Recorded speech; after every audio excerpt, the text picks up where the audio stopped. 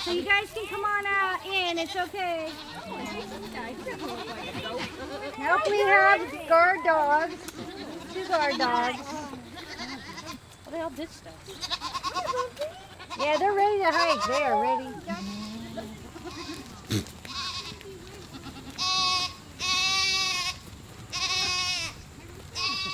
So this was our first try. We did a goat hike and a native plant event, and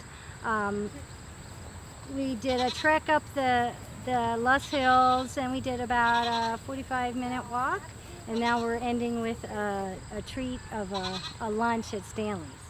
I think that they just were able to enjoy the peace and solitude of the Loess Hills, but learn about some of the medicinal purposes and about the native plants and a little bit about goat behavior. They're very social generally, but they're used to their routine. So today we kind of broke off and went a different path, and they were all confused about which path to go. They're pretty smart. They're supposed to be as smart as a 3-year-old person, and they're really funny. So can't take life seriously when you have goats.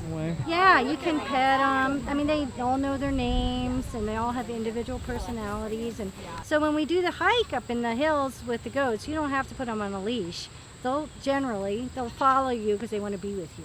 Water, so there you go. So we just did a little tour with the goats. We walked around. There's 50 acres in the back pasture where the goats and the cows get to graze. So we just did a little tour about the different native plants of Iowa, some of the invasive plants, and a little bit about the history of some of the plants and how we have the landscape that we have today. I think probably one of the most important factors is that the way that the land looks here now is not how it's always looked, and even today it's incredibly diverse, but the vast amount of diversity in the plant life that exists here and all of the different, it's more than, it's a lot of grass, but it's more than just grass. So, there's a lot of medicinal plants and a lot of invasive plants. I think one of my favorite plants is the plantain that kind of came over during colonization, and it has a lot of very important medicinal uses. It's an astringent. The roots can be eaten, the flowers can be eaten, the seeds, everything about it is very, very useful. Another one, the wild gooseberries, the wild gooseberries and the ground cherries were some of my favorite, just because of their, growing up we used to make a lot of pies out of the gooseberries, and down in Florida where my family's from we'd eat ground cherries, so I think those are some of my favorite ones, the ones that can be eaten.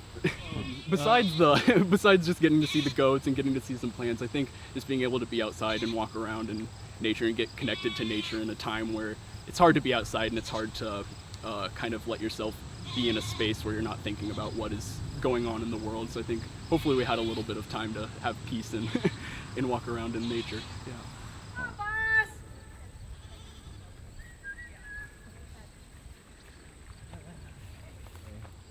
I really like animals, especially farm animals, goats, alpacas, llamas. They're very therapeutic for me, so I like to get involved with goat yoga or whatever else they offer. I thought it was peaceful. They have some really nice views, and the goats seemed to not like us as much, but it was nice that a couple of the babies stayed with us the whole time. I liked that the goats made the paths. They kind of ate the shrubbery, and they know their own trails that they make. I thought that was neat. They have their own little personalities, so whenever we'd leave the baby behind when she'd eat, she'd bleat until she found us and ran up ahead. I thought that was kind of funny. And they also don't talk politics or about the pandemic or anything, so that's always a plus.